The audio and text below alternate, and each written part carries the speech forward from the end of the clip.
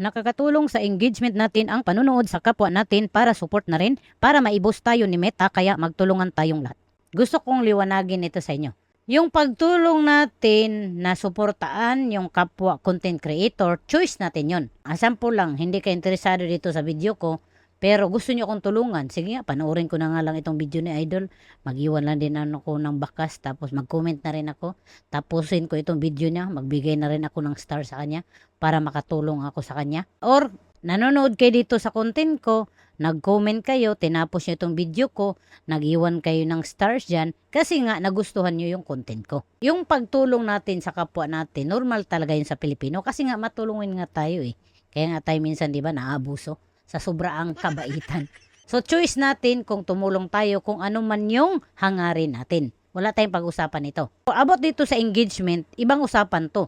Kasi account natin to. Sample, palagi ka lang nakatambay dito sa bahay ko. Engage ka na engage yan dito sa content ko. Sample, meron akong 1,000 na viewers itong content ko. Meron akong 1,000 na engager dito sa content ko. Sample, nag-engage ka dito sa content ko. Ni isa dito sa mga ka-engage mo dyan sa comment section, walang bumalik sa'yo. So, paano gaganda yung engagement mo? Gaganda yung engagement ko kasi sa akin kayo nag-engage. Ako yung nakakabenepisyo nun. Once na hindi kayo balikan, hindi din gaganda yung engagement niyo. Hindi enough na engage lang kayo na engage sa kapwa content creator. Kasi kung walang babalik sa inyo, hindi din gaganda yung engagement niyo. Nagsisimula yung pagganda ng engagement natin sa sarili nating account, sa sarili nating content. So kung gusto ninyo na gaganda yung engagement niyo, simulan nyo mismo sa account ninyo.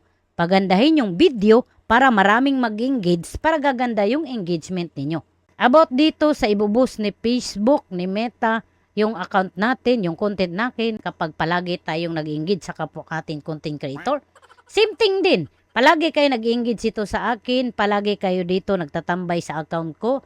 Yung mga tao din dito at ako mismo hindi babalik sa inyo, paano kayo ibuboost ni Meta? Ako yung ibuboost kasi kayo yung tambay ng tambay dito. Sino ba nakakabenepisyo ng views, engagement, reaction? Ako. Ikaw dyan, tambay ka lang ng tambay dito sa account ko, walang mangyari sa'yo.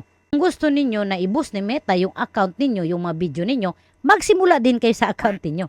Pagandahin yung content ninyo para makakuha yan ng maraming views, maraming engagement, mahabang watch time para i-boost ni Meta yung content ninyo or yung account ninyo. Huwag kang mag-depend, nanood ka lang ng nood, engage ka lang ng engage sa kapwa mo content creator kasi nga makakuha ka ng engagement at gaganda yung engagement mo. Unbelievable yun. At hindi din i-boost ni Facebook yung account mo, yung video mo, once na engage ka lang na engage sa kapwa mo content creator.